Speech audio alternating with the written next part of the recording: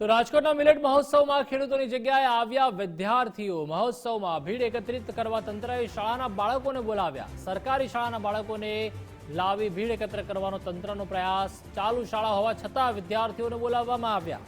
નાના મવા અને આસપાસની શાળાના વિદ્યાર્થીઓને બોલાવાયા।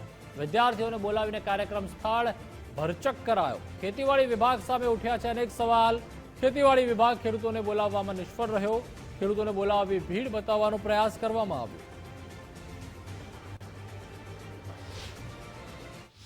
રાજકોટ ખેતીવાડી વિભાગ દ્વારા મિલેટ મહોત્સવનું આયોજન કરવામાં આવ્યું છે।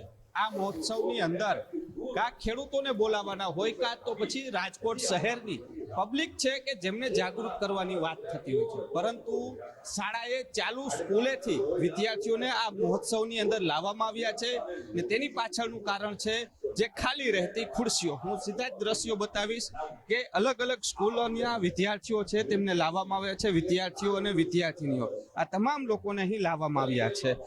વિદ્યાર્થી સાથે આપણે વાત કરશું। શું નામ છે ભાઈ? યુવરાજ। યુવરાજ કઈ સ્કૂલમાં અભ્યાસ કરે? 47 નંબર। કેટલામું ધોરણ? 7મું। કેમ ક્લાસ મૂકીને આવી ગયા છો?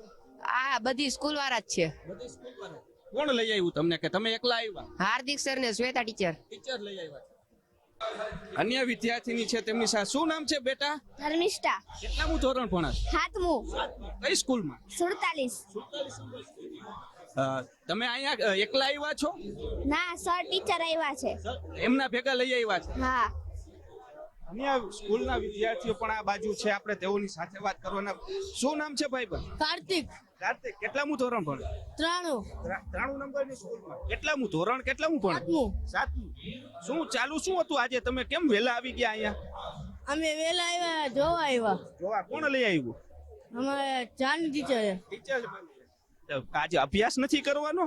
કઈ ખબર નહીં હોય સર, કઈ ખબર નહીં। મોટો જણ છે। શું નામ ભાઈ બનતા? મનોજ। કેટલામું ધોરણ પણ? 6ઠું। પીએમ શ્રી વિનોબા ભાવે પ્રાથમિક શાળા નંબર 93। કેમ આજે વહેલા છૂટી ગયા તમે? કઈ આવ્યા? ના, અમને લઈ આવ્યા અહીંયા ટીચર લોકો બધા। શું જોવાનું છે? ખેતીનું। ખેતી ભણવાનું છે કે ખેતી કરવાની? ભણવાનું છે। એટલે જે રીતના વાત કરીએ વિદ્યાર્થીઓને લાવવામાં આવ્યા છે ને તેની પાછળનું કારણ છે જે ખાલી રહેતી ખુરશીઓ છે તે ભરવાની છે। ખેતીવાડી વિભાગ દ્વારા સૌથી મોટો સવાલ ઉત્પન્ન થઈ રહ્યો છે, લોકોમાં જાગૃતિ લાવવાની છે કે ખોરાક કયા પ્રકારના ખાવો।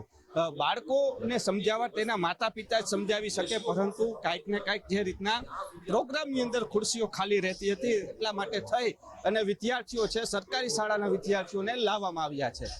કેમેરા પર્સન કિશોર વાડોલિયા સાથે રહીમ લાખાણી, ગુજરાત ફર્સ્ટ, રાજકોટ।